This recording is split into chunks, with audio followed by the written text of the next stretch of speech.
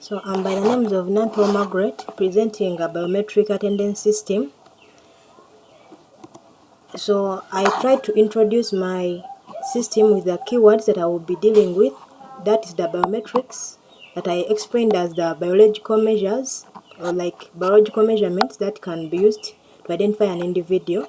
Then attendance just defines the state of being present in a place or an event. Then fingerprints, just the marks that made on surface by a person's fingertips. And then I summed up a biometric attendance system that is the system I'm dealing with, which involves using fingerprints. So this system will automatically keep track of and monitor attendance of students to ease the work of lecturers and the education processes as well. So the problem I identified is that most of educational institutes take attendance of students to keep track of the absentees and those who are present. So however, this is done traditionally using papers, which is kind of tiresome, consuming time, and has many other related disadvantages that I would like to solve using artificial intelligence. So I went through the project background. Initially, I had an idea, but I was so much invested based on embedded system, building an embedded system using the microcontroller and sort of other hardware. But I thought of AI, and I saw it better than using the embedded side. However, I also look into accountability of how my system will be. How is AI accountability related to my system? And I say that if an individual, for instance, scans the fingerprints stored in the database and then scans later to either be recorded as present or absent, and then the system fails to, then the system will be accountable. Otherwise, it is the individual or the user who will be accountable. So the project significance is that the biometric attendance system will help the administrators and tutors to easily monitor and keep track of the students.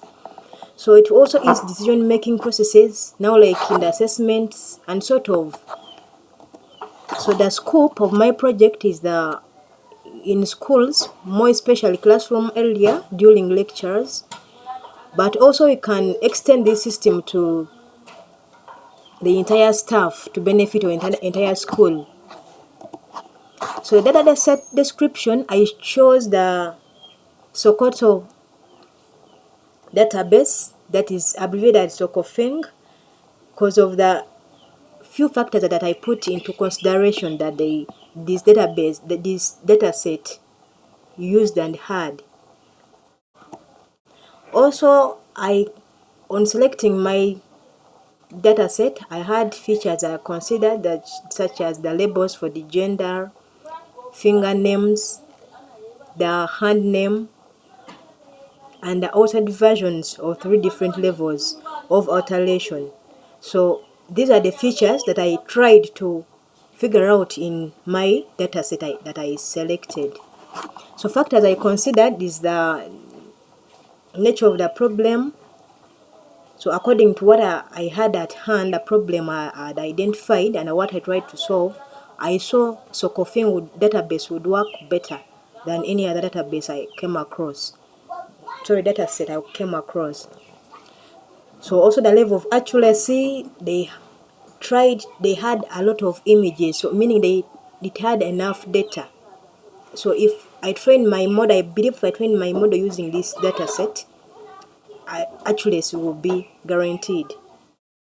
So also the adequate research made by the Sokofeng project and the subsets in the data set also enticed me to take this data set.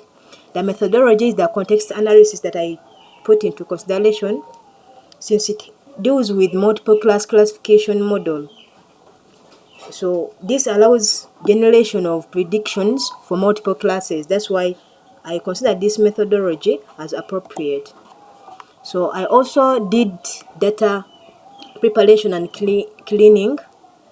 First, I started by removing the duplicate observation code, because during data collection there might be duplication, so I tried to erase them. I filtered the unwanted outlier values, fixed the errors such as the spelling errors, capitalization, and then also evaluated if the data would fit into what I wanted.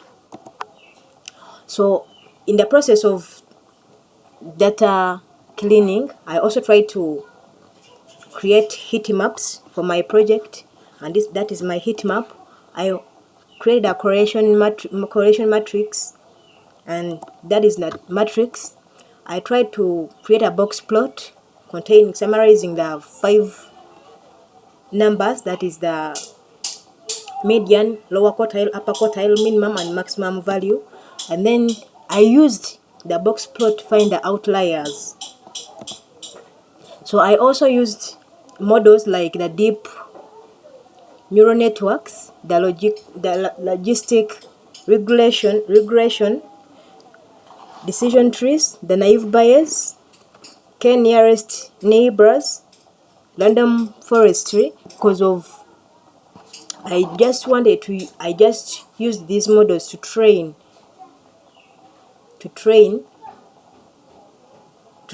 out a working model of how that will be effective and efficient to my solution of the problem. So also the evaluation matrices I used the accuracy, the recall, precision, and then the F1 score, that is a combination of recall and precision. So I tried to conclude by saying attendance management system of students is difficult and tiresome. So really it is ideal to bring something it is automatic, that has reduced paperwork, that has reduced time. So I conclude by saying this system is efficient, effective in all aspects as attendance recording is concerned. So I tried to reference. I gave more references in my term paper. So I tried to copy some few just to acknowledge those people or sites that I got data from. Thank you for listening. I remain Nampeo Margaret, Computer Science.